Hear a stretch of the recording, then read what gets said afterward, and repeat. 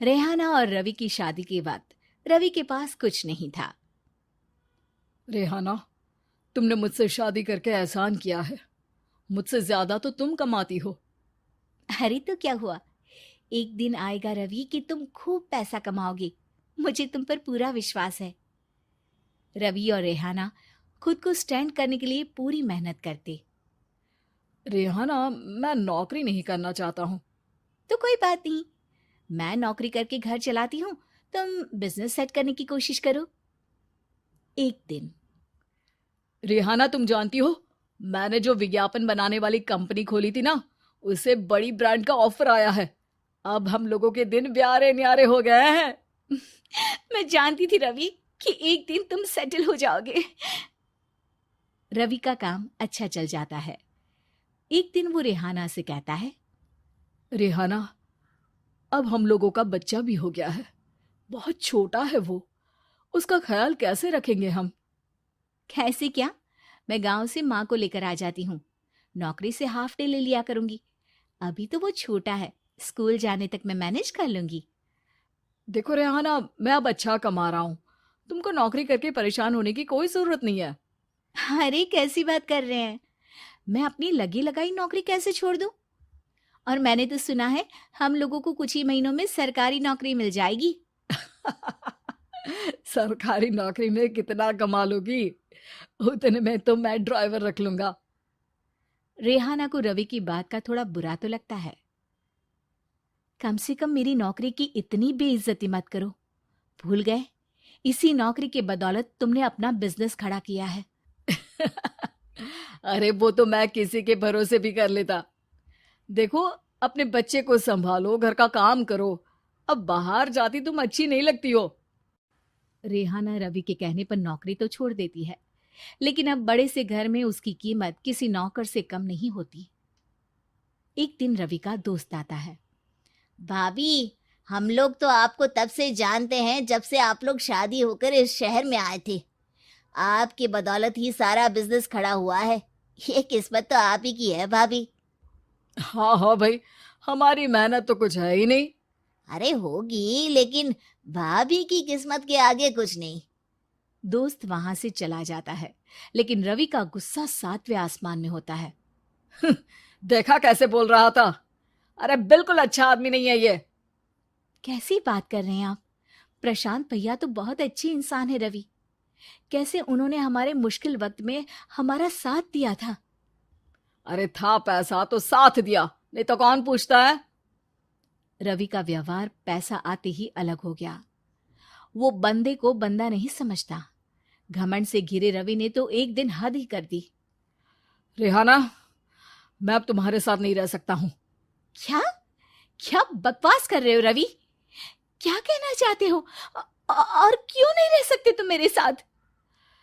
देखो, मुझे कोई और पसंद है, और उसने साथ रहने पर बस यही शर्त रखी है कि मुझे तुम्हें तलाक देना होगा। रेहाना, जो कि एक स्वावलंबी महिला थी, उसने बिना देर किए रवि को कह दिया, कोई इश्यू नहीं, मुझे पैकिंग में 4 दिन का वक्त लगेगा, लेकिन तब तक मैं तुम्हारे साथ नहीं रहूंगी। 4 दिन के लिए तुम कहीं और शिफ्ट हो जाओ, मैं घर से निकलूंगी तो बता दूंगी। रवि घर छोड़कर चला जाता है। रेहाना को दुख होता है, वो रोती है, लेकिन व्यवहार से स्ट्रांग रेहाना को पति के वापस आने का और उसे सबक सिखाने का पूरा भरोसा था। फिर एक दिन, अरे शुशिका, कब शादी करोगी तुम मुझसे? यार मैंने तो सोचा था तुम शादी से पहले मुझे विदेश लेकर जाओगे, महंगी कार दिलाओगे। अरे सब दिला दूंगा, लेकिन पहले मुझसे शादी तो कर लो। हाँ हाँ, क्यों नहीं। मैं कुछ दिनों के लिए अपने मम्मी पापा के पास जा रही हूँ और लोगों से अपनी शादी की बात करूंगी। अरे शुशिका, कैसे रहूंगा मैं तुम्हारे बिना? अब तो शादी ही होने वाली है हम लोगों की। शुशिका रवि को छोड़कर चली जाती है। रवि घर आता है, जहां रेहाना को ना पाकर उसे सब अजीब लगता है। घर तो रेहाना के बिना कुछ नहीं है। बच्चे की याद भी आ रही है। चलो एक वीडियो कॉल कर लेता हूँ। रवि रेहाना को वीडियो कॉल करता है, लेकिन रेहाना फोन नहीं उठाती। रात को सोते वक्त मन कर रहा है मुन्ने को गले लगा लूं। चलो कोई ना, शुशिका से शादी के बाद मेरे और भी बच्चे होंगे। अगले दिन रवि ऑफिस जाता है, जहां टीना खड़ी होती है। सर, आपने अपने नए ऐड के लिए मॉडल की रिक्वायरमेंट डाली थी ना, मैं उसी के लिए आई हूँ। रवि टीना को देखकर खुश हो जाता है। अब शादी हो गई है तुम्हारी? नहीं सर, बस अच्छा सा हैंडसम और अमीर लड़का देख रहे हैं मेरे मम्मी पापा। रवि के दिमाग से तो टीना को देखकर शुशिका का ख्याल भी खत्म हो जाता है। अरे यार, ये लड़की मिल जाए कितनी सुंदर है।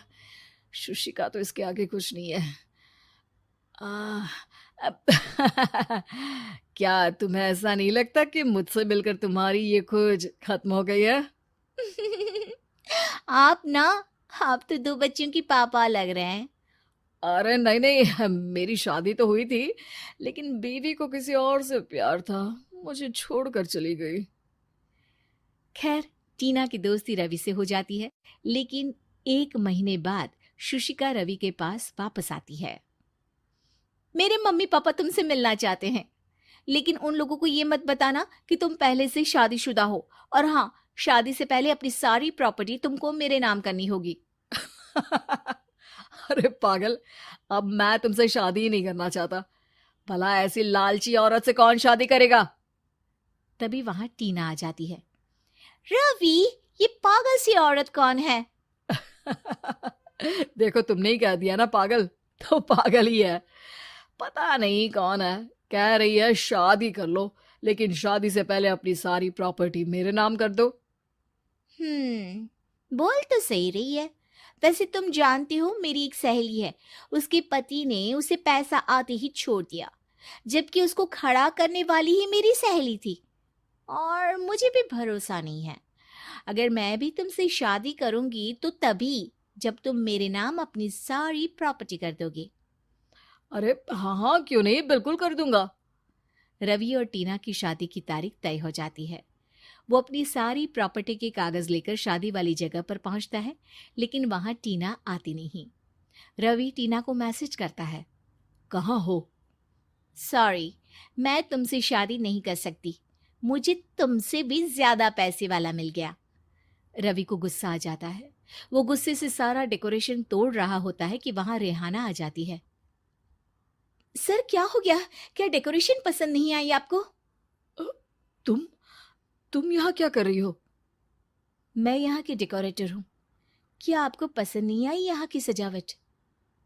रवि दौड़कर रेहाना के गले लग जाता है। मुझे माफ कर दो रेहाना। रवि रेहाना के गले लग जाता है और रेहाना टीना को थैंक्स का मैसेज करती है।